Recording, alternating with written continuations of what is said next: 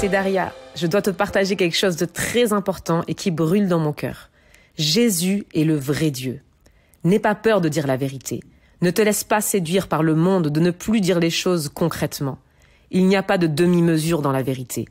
On va lire ensemble quelques versets qui nous en parlent. 1 Jean 4, verset 4. « Vous, mes enfants, vous appartenez à Dieu et vous avez vaincu les faux prophètes. Voici pourquoi.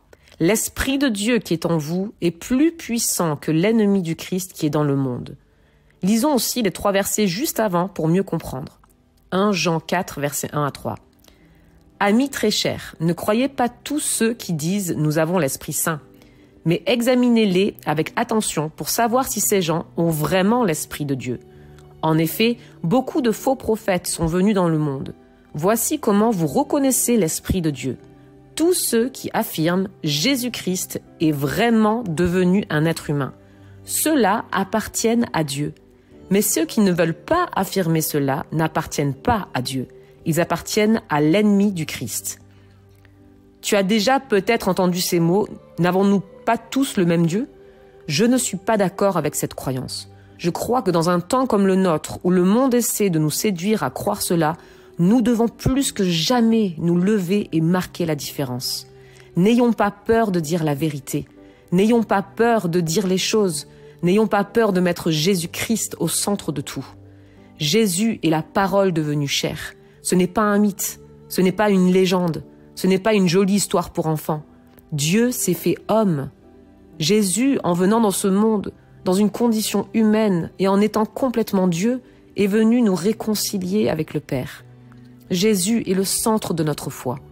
Le monde, l'ennemi de Christ, essaiera tout pour que notre foi s'éloigne de Jésus.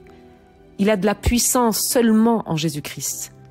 Dire que Jésus n'est pas vraiment venu sur terre ou dire qu'il n'était pas vraiment homme enlève toute la puissance de son acte à la croix pour sauver l'humanité.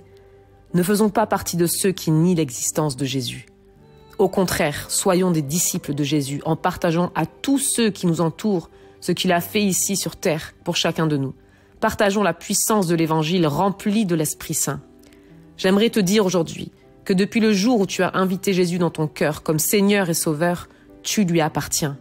Et la bonne nouvelle, c'est que tu as vaincu les faux prophètes parce que l'Esprit de Dieu qui est en toi est plus puissant que l'ennemi du Christ qui est dans le monde. N'aie pas peur de dire à qui tu appartiens. Affirme ta foi. Ne te laisse pas séduire par l'esprit de ce monde. Non, nous ne sommes pas tous pareils. Non, nous n'avons pas tous le même Dieu. Osons dire les choses et osons vivre pour Jésus-Christ au centre de tout. Oui, Jésus-Christ est le Fils envoyé par le Père pour se sacrifier à la croix. Oui, Jésus-Christ est ressuscité d'entre les morts. Oui, Jésus-Christ est la parole devenue chair. Oui, Jésus-Christ est le Messie tant attendu. Oui, Jésus-Christ est le Sauveur de l'humanité. Oui, en Jésus, nous avons la vie éternelle et nous sommes réconciliés avec le Père céleste. Oui, en Jésus, nous sommes aimés, pardonnés et appelés à le suivre. Voilà ce que nous croyons en tant que chrétiens. Voilà ce que nous devrions partager et vivre aujourd'hui. Prie avec moi. Merci Jésus. Merci pour ta vie. Merci pour ton sacrifice. Je te loue Jésus. Je crois en toi. Je veux te suivre tous les jours de ma vie.